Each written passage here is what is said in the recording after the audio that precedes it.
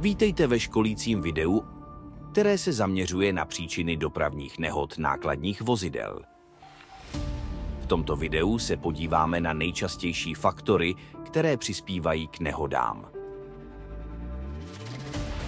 Od lidského faktoru přes technické závady až po vliv počasí a externí vlivy.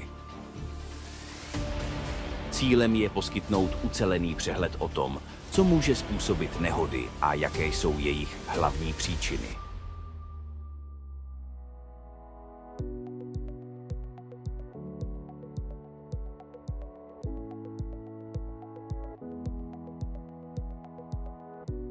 Pojďme společně prozkoumat, co stojí za nehodami nákladních vozidel.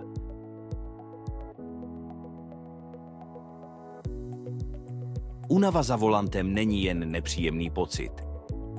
Je to vážné riziko, které může mít dramatické následky. Řidiči nákladních vozidel tráví dlouhé hodiny na silnici, často v monotónním rytmu, bez výraznějších podnětů. To vede k rychlému nástupu únavy, která se projevuje těžkými výčky, častým zíváním nebo problémy s udržením směru jízdy. Největší hrozbou je mikrospánek. Přichází nečekaně a nelze ho zastavit silou vůle. Už pár vteřin bez kontroly může mít katastrofální následky.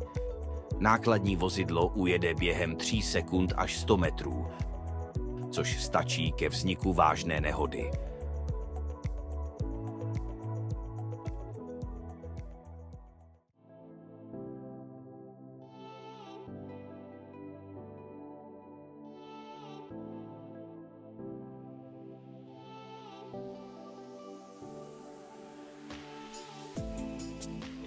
Řetězové nehody jsou jedním z nejděsivějších scénářů na silnicích a nákladní vozidla jsou často jejich součástí kvůli své velikosti a hmotnosti. Tyto nehody vznikají, když jedno vozidlo narazí do druhého a následně do sebe narážejí další vozidla v řadě. Častou příčinou je nedodržování bezpečné vzdálenosti, nepřizpůsobení rychlosti podmínkám nebo náhlé brzdění. Hromadné nehody mají kvůli hmotnosti nákladních vozidel často vážné následky. Proto je klíčové dodržovat bezpečnou vzdálenost, přizpůsobit rychlost a být připraven na náhlé situace.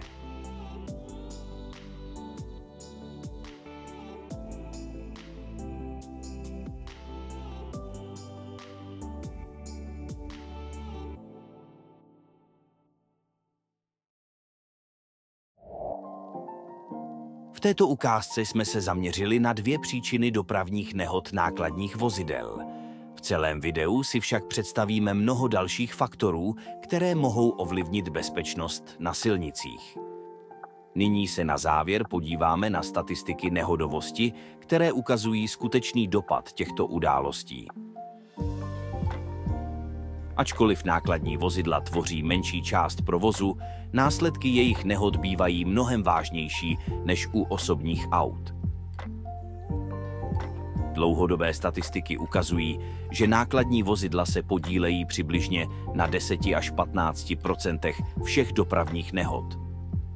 Toto číslo nemusí působit alarmujícím dojmem, avšak nehody s těmito vozidly mají až 5krát vyšší pravděpodobnost smrtelného zranění než srážky mezi osobními vozy.